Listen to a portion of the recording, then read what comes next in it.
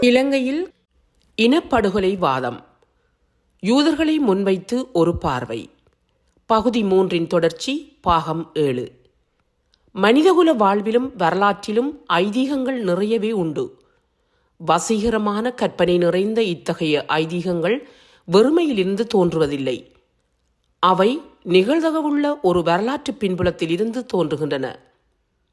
உதாரணமாக, யூதர்கள் பின்பற்றும் வாக்களிக்கப்பட்ட பூமி, இறைவனால் யூதர்களுக்கென்று வாக்களிக்கப்பட்ட பூமி என்ற ஐதீகமானது அராபியர்கள், பாரசீகர்கள், ரோமர்கள் என்போரால் பெரிதும் பாதிப்புக்குள்ளாகக்கூடிய புவியியல் அமைவிடத்தை யூதர்கள் கொண்டிருந்த பின்னணியில் அதன் அடிப்படையிலான அரசியல் வரலாற்று போக்கும் காணப்பட்ட சூழலில் மேற்படி வாக்களிக்கப்பட்ட பூமி என்ற ஐதீக கோட்பாடு தோன்றியது போலவே இலங்கையிலும் சிங்கள பௌத்தர்கள் மத்தியில் தம்மதீப பௌத்த மதத்தை பேணி பாதுகாப்பதற்கென புத்த பகவானால் தேர்ந்தெடுக்கப்பட்ட தீவு இலங்கை என்ற ஐதீகம் இந்தியாவுடன் பின்னி பிணைந்துள்ள இலங்கையின் அமைவிட சூழலில் தோன்றியது.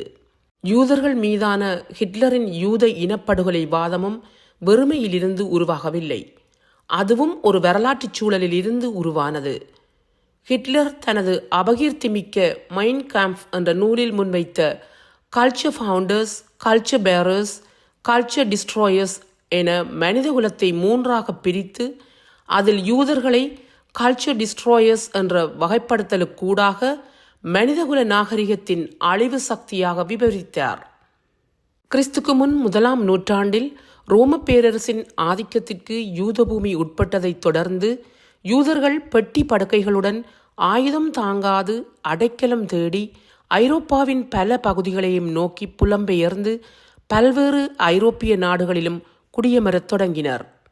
நிலம் புலமின்றி, அரசியல் அதிகாரமின்றி, பெட்டி படுக்கைகளுடன் ஐரோப்பா எங்கும் பறந்து சிதறிய யூதர்கள் ஆங்காங்கே கல்வி, வியாபாரம், வர்த்தகம், பன்றி பண்ணைகளை அமைத்தல், கைகளை சிறுகச் சிறுக உருவாக்குதல் வாயிலாக தமது அயராத உழைப்பால் அங்கு வாழ்ந்த சுதேசிகளை விடவும் நன்னிலை அடைந்தனர். இதனால் யூதர்கள் மீது காழ்ப்புணர்வு கொண்டு ஹிட்லருக்கு முன்னே நூற்றாண்டுகளிலேயே பல்வேறு நாடுகளிலும் தாக்குதல்களுக்கு உள்ளாகினர். படுகொலை செய்தவர்கள் என்ற வரலாற்று பிம்பம் ஒன்றையும் இதற்கு அனுசரணையாக்கிக் கொண்டனர். இத்தகைய வரலாற்று பின்னணியில்தான் ஹிட்லரால் யூதர்கள் மீதான இனப்படுகொலை வாதத்தை கோட்பாடு ரீதியில் முன்வைத்து யூத இன அழிப்பை அரசியல் இராணுவ ரீதியில் கட்டமைப்பு செய்ய முடிந்தது. இங்குள்ள முரண்நகை என்னவெனில், பூமியில் உள்ள எந்த ஒரு மனித கூட்டமும் செய்திருக்காத அளவுக்கு யூதர்கள் விஞ்ஞான தொழில்நுட்ப கண்டுபிடிப்புகளின் வாயிலாக பரந்துபட்ட முழு உலகத்திற்கும் ஒட்டுமொத்த மனிதகுல நாகரிக வளர்ச்சிக்கும் பெரும் பங்காற்றியுள்ளார்கள் என்ற உண்மையை ஏற்றுக்கொள்வதற்கு பதிலாக அவர்கள் மீது ஐரோப்பியர்கள் காழ்ப்புணர்வு கொண்டார்கள் என்பதும் அந்த காழ்ப்புணர்வுகள் இனப்படுகொலையை கட்டமைக்க ஏதுக்களாக அமைந்தன என்பதும் கவனத்திற்குரியது.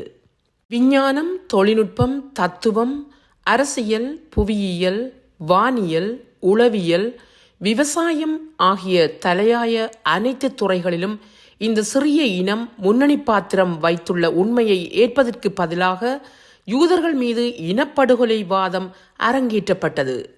அதேவேளை கிறிஸ்துக்கு முன் 1000ஆம் ஆண்டுகளிலிருந்து பல்வேறு அரசுகளினாலும் பாதிப்புக்குள்ளாகிய வரலாற்று பின்னணியிலிருந்து கண்ணுக்கு கண், பல்லுக்கு பல், இரத்தத்திற்கு இரத்தம் என்ற மத கோட்பாட்டை யூதர்கள் வடிவமைத்தனர் என்ற துர்ப்பாக்கியத்தையும் சரிவர எடை போட வேண்டியது அவசியம். எந்த ஒரு இனப்படுகொலை வாதத்தையும் ஏற்றுக்கொள்ள முடியாது என்பதை ஏற்றுக்கொள்ளும் அதேவேளை அத்தகைய இனப்படுகொலை வாதங்களுக்கான தோற்றமும் வளர்ச்சியும் பற்றிய வரலாற்று விதிகளை விருப்பு வெறுப்புகளுக்கு அப்பால் சரிவர புரிந்து கொள்ளாமல் அத்தகைய இனப்படுகொலை வாதங்களை வெற்றி கொள்ளவும் முடியாது என்ற உண்மையையும் புரிந்து கொள்ள வேண்டும். புனித போதனைகளும் தேனிலுமினிய நல்மனங்களும் சோறு போடாது. இரத்தமும் தசையுமான யதார்த்தமும் அது சார்ந்த நடைமுறையும் தான் எதற்கும் முத்தாய்ப்பானது. இனப்படுகொலைக்கு பரிகாரம் பிரிந்து செல்லல் மட்டுமே என்ற நியமத்தைத்தான் வரலாறு முன்வைத்துள்ளது. இதனை விட வேறெந்த புனித போதனைகளும் அதற்கு தீர்வாகாது. எமது பார்வையாளர்களுக்கு வணக்கம். மக்களின் குரலாய் ஓங்கி ஒலிக்கும் இலக்கு மின்னிதழ் மற்றும் உயிரோடை தமிழ் வானொலி ஆகிய இவ்விரு ஊடகங்களும் உங்களைப் போன்ற எமது நேயர்கள் நண்பர்களின் ஆதரவிலேயே இயங்கி வருகின்றன. மிக குறைந்த வளங்களுடன் பல இடர்கள் மற்றும் தடைகளை தாண்டி பயணிக்கும் எமது ஊடகங்களின் பணிகள் மேலும் வளர உங்களால் முடிந்த நிதி உதவியை வழங்கி இன்னும் காத்திரமான செயற்பாடுகளை முன்னெடுக்க உதவுமாறு மிகவும் பணிவன்புடன் வேண்டி நிற்கின்றோம். உங்கள் பங்களிப்பு உங்களின் உரிமை குரலாய் ஓங்கி ஒலிக்கும். நன்றி.